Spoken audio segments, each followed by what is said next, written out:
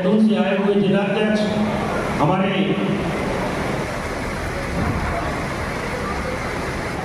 विनय सिंह जी और संभागीय अध्यक्ष देवेंद्र राजपूत जी, राजा भैया जी और हमारे जितने भी शिक्षक और मार्ग बहन हैं। यह भी समय कम है, ऐसा लग रहा है कि सांसद जी को कहीं दूसरे कार्यक्रमों में जाना है, इसलिए आप सबसे क्षमा चाहता हूँ। जितने भी हमारे पदाधिकारी हैं उनसे मैं क्षमा चाहता हूँ कि आप लोगों के नाम अभी नहीं ले पाया हूँ। बाद में कभी किसी कार्यक्रम में होंगे तो आप सभी के नाम लिए जाएंगे। साथियों, आज का जो कार्यक्रम है शिक्षा उन्नयन एवं शिक्षा गुणवत्ता कार्यक्रम, इसका मुख्य उद्देश्य है कि शिक्षा व्यवस्था में कैसे सुधार किया जाए, इसके लिए हमारे जनप्रतिनिधियों का कैसे सहयोग होगा, इसके लिए हमारे अधिकारियों का कैसा सहयोग मिले हमें, और इसके लिए हमें शिक्षकों को क्या करना चाहिए, और इसके लिए हमारे समाज का हमारे लिए क्या सहयोग होना चाहिए।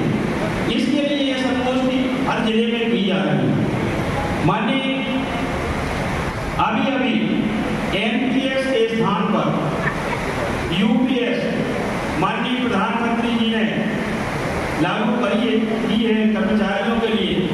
उसके लिए माननीय प्रधानमंत्री जी का हम हृदय से आभार धन्यवाद व्यक्त करते हैं। माननीय ये मध्य प्रदेश में जब शिक्षा कर्मियों की भर्ती हुई तो बहुत प्रताड़ित थे हम लोग।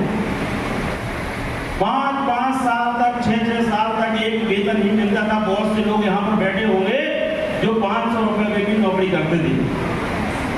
फिर उसके बाद में संविदा शिक्षकों की भर्ती हुई, फिर गुरुजियों की भर्ती हुई। बहुत से ऐसे लोग हैं जिनको 2256 वेतन याद है कि 2256 भी वेतन मिलता था। बहुत दिन तक वो वेतन मिला करता था, उसमें डीए नहीं बढ़ता था, मेहनत और किसी प्रकार की वृद्धि नहीं हुआ करती थी। बहुत प्रताड़ित थे। लेकिन जब से आपकी सरकार आई है, निश्चित तौर पर आपकी सरकार का भी उद्धार हुआ और हम लोगों का भी उद्धार हुआ।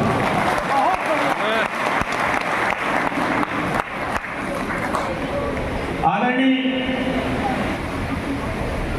इस यूपीएस व्यवस्था में 50% वेतन पेंशन की गारंटी तो दे दी गई है मूल वेतन की, लेकिन जो रिटायरमेंट के समय कुछ रकम मिलती है कर्मचारियों को, उस रकम में अभी संशय है उस निर्णय में कि रिटायरमेंट के समय उसको कितना हिस्सा उसको प्राप्त होगा। वर्तमान में जो ओपीएस हुआ करती थी उसमें मूल वेतन और प्लस जो महंगाई भत्ता हुआ करता था उसका 50% पेंशन के रूप में प्राप्त हुआ करता था। लेकिन वर्तमान जो व्यवस्था लागू की गई है उसमें जो मूल वेतन है उसका 50% कर्मचारी को रिटायरमेंट होने के बाद मिलेगा और उसमें प्लस महंगाई भत्ता मिलेगा। ये व्यवस्था सुननी है। पहले हमारे जो कर्मचारी एनपीएस में रिटायर हुए हैं और रिटायर होते रहे, किसी को 2000 रुपए पेंशन तो किसी को 1500 रुपए पेंशन और किसी को 5000 रुपए पेंशन मिली है।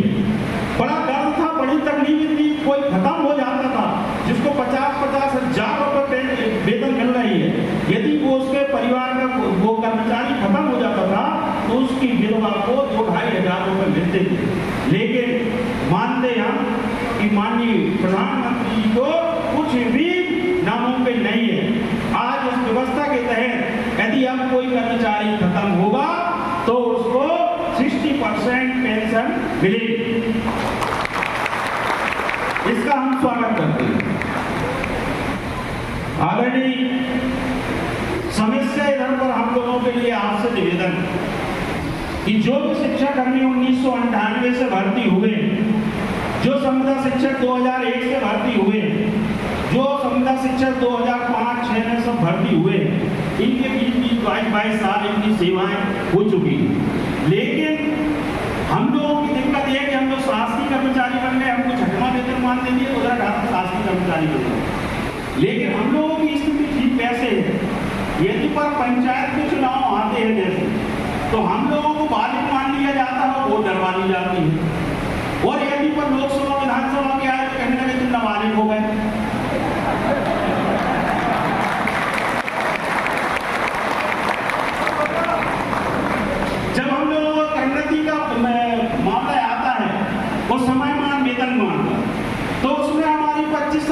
सेवा गिनी जाती है, 24 साल की सेवा गिनी जाती है, 12 साल की सेवा गिनी जाती है। और जब हमारा ग्रेजुएटी और पेंशन का मामला आता है तो हमको कह देते हैं आप तो 2018 से नहीं भरती है।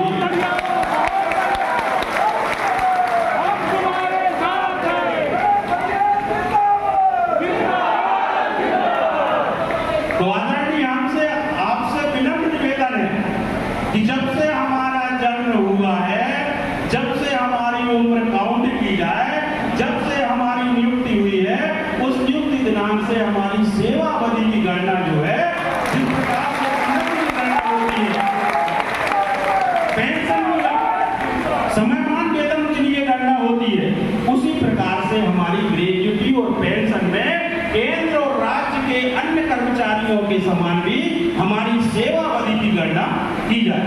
अन्यथा भारत सरकार ने जो यूपीएस लागू की है, मध्य प्रदेश के 3 लाख अध्यापकों में से शायद है किसी एक अध्यापक को भी इसका लाभ मिल जाए। तो अगर आप केंद्र तक हमारी बात को बहुत अच्छे पहुंचाएंगे, और मुझे मालूम है कि आज तक जितने रिकॉर्ड आपने बनाए हैं, शायद है आने वाली पीढ़ी में वो रिकॉर्ड कोई तोड़ पाए। कोई भी अजय टीम से आपको भिड़ा दिया जाए, उसको पराजय करने की हिम्मत आप पर है। इसी प्रकार से हम लोगों की जितनी भी समस्याएं अभी थोड़ी बहुत गंभीर हैं, आज हम छिंदवाड़ा में इसीलिए आए कि छिंदवाड़ा से बहुत से रास्ते निकलते हैं।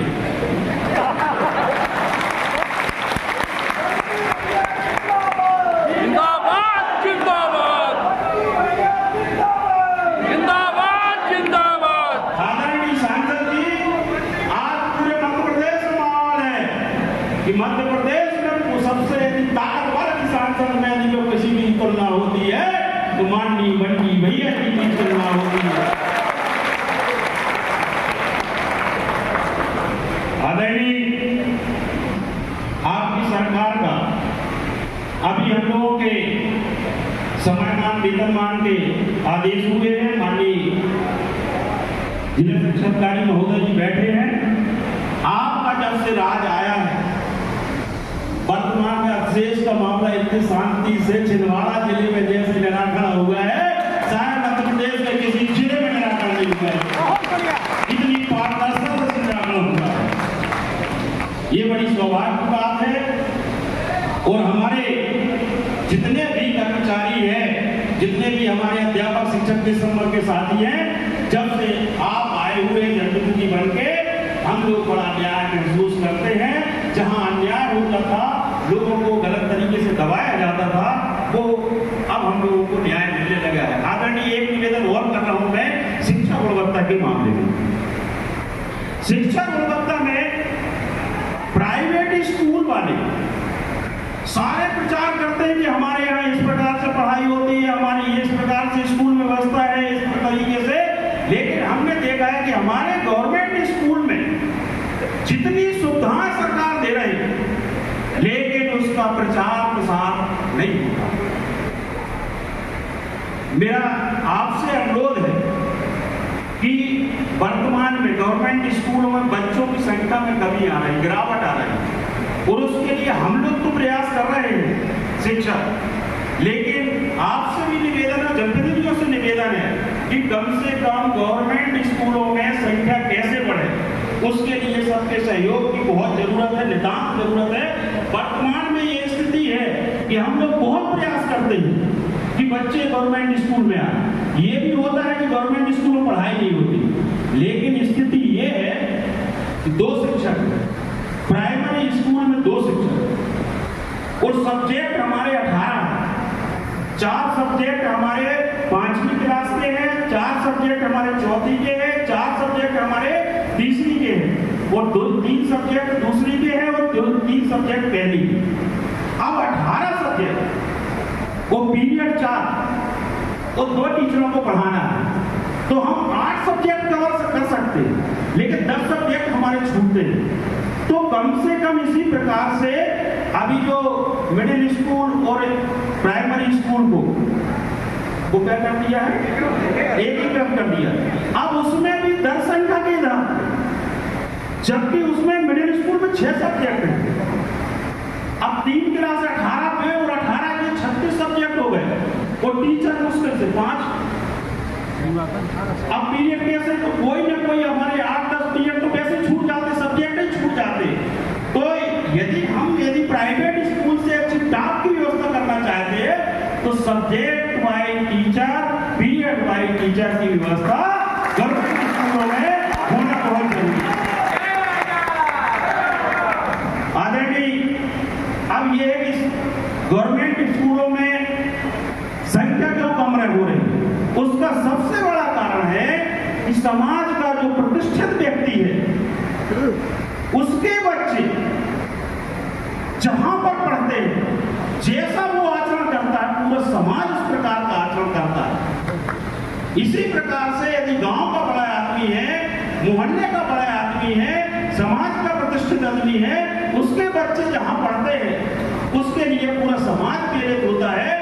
और इसी प्रकार से जब आपके प्रतिष्ठित आदमी, हमारे अधिकारी के, हमारे मंत्री के, हमारे विधायकों के, सांसदों के, कर्मचारियों के बच्चे प्राइवेट स्कूल में पढ़ेंगे तो ज्यादातर लोगों की होड़ होती है कि हम भी प्राइवेट स्कूल में, क्योंकि प्राइवेट स्कूल में यदि सांसद जी का लड़का पढ़ रहा तो निश्चित तौर पर उधर पर कुछ अच्छा होगा। यदि कलेक्टर साहब का बच्चा पढ़ रहा तो वहां पर कुछ अच्छा होगा। इसलिए हमारा निवेदन है कि यदि हम सब अपने अपने बच्चों को गवर्नमेंट स्कूलों में पढ़ाना चालू कर देंगे तो निश्चित तौर पर स्कूलों की व्यवस्था सुधारना चालू हो जाएगी। अब इसमें एक कारण और होता है कि बच्चे कम क्यों हो रहे, तो सब में यह होड़ होती है कि हमारे बड़े आदमी का बच्चा वहां पढ़ रहा। अब आपने 25% गरीबी रेखा वाले जो बच्चे हैं उनको भी हमने भेज दिया कहाँ, प्राइवेट स्कूल में। अब जब गरीब आदमी का भी चला गया, उनका भी चला गया, तो जो मध्यम वर्ग का है, जो बच्चियों की शादी हो रही है, अब उनके मायके में यदि पूछा जाता है कि तुम्हारा बच्चा कहाँ पढ़ रहा है, यदि उनने धोखे से कह दिया कि गवर्नमेंट स्कूल, तो आकलन ये होता है समाज में कि इस लड़की की शादी किसी गरीब घर में हुई। और यदि उसने कह दिया कि प्राइवेट के किसी कॉन्वेंट स्कूल में हुआ है, हमारा बच्चा पढ़ रहा, तो निश्चित तौर पर किसी बड़े आदमी कहाँ इसकी शादी हुई। तो ये भी एक मानसिकता बन गई है। तो आदरणीय, हमारा सबका सहयोग रहेगा, पूरे शिक्षक पूरे तन मेहनता से। हम लोगों की दिक्कत ये होती है कि आखिर में ज्यादातर बदनाम में शिक्षक होते हैं कि शिक्षक गोल मारते हैं स्कूलों से, लेट होते हैं। उसका सबसे बड़ा कारण है कि ये शिक्षक कोई लेट नहीं होते, इनके अलावा, इनके पढ़ाई के अलावा कोई काम नहीं है। लेकिन जब हम स्कूल से निकलते तो उधर पर बता दिया जाता है कि इसकी समग्र आईडी आपको बनवाना है, तो वो शिक्षक कहाँ जाएगा, पंचायत जाएगा। फिर बाद में उसको कहते जाति प्रमाण पत्र बनवाना है इसका, तो वो शिक्षक बीच में जाति प्रमाण पत्र बनवाने चला गया।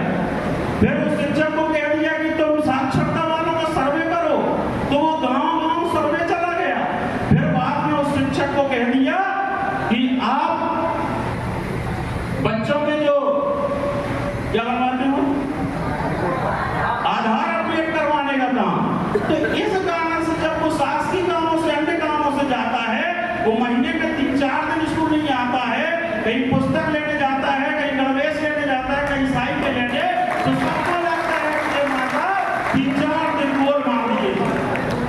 अब वो बताने नहीं जाता कि हम तो काम से, इस वाले काम से गए थे। तो आदरणीय, हमारा ये है कि महीने में जितने काम शिक्षकों से अन्य काम करवाना है उसकी सूची बना दी जाए कि इतने दिन इस तारीख को बस शिक्षक इस काम से जाएंगे, बाकी काम स्कूल में अपने पढ़ाने का काम करेंगे। ये उससे उनकी सम्मान भी रहेगा और हमारी व्यवस्था में भी सुधार होगा। और माननीय अधिकारियों से निवेदन ये करना चाहता हूँ कि आदरणीय, दिक्कत ये होती है कि जिन शिक्षकों की 2006 वाले शिक्षकों की 2018 में प्रोन्नति मिल जाना थी, 12 साल बाद, उनको आज तक प्रोन्नति नहीं मिली। जिनको 2006 के नियुक्त होना 18 में प्रोन्नति मिल जाना थी, उनको आज तक प्रोन्नति नहीं मिली। अब वो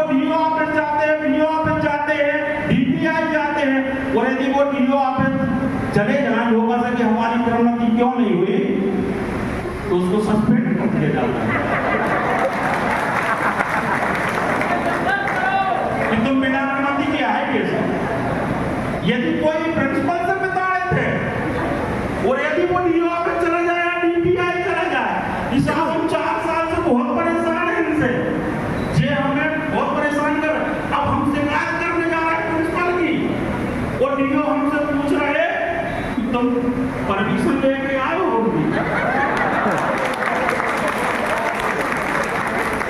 हम जैसे परेशान हुए परमिशन के लिए बोलते तो आदरणीय बहुत घटनाएं हम लोगों के साथ घटती रहती है। निश्चित तौर पर ये राम राज्य आया है, इसमें दुखियों की बात सुनी जाती है।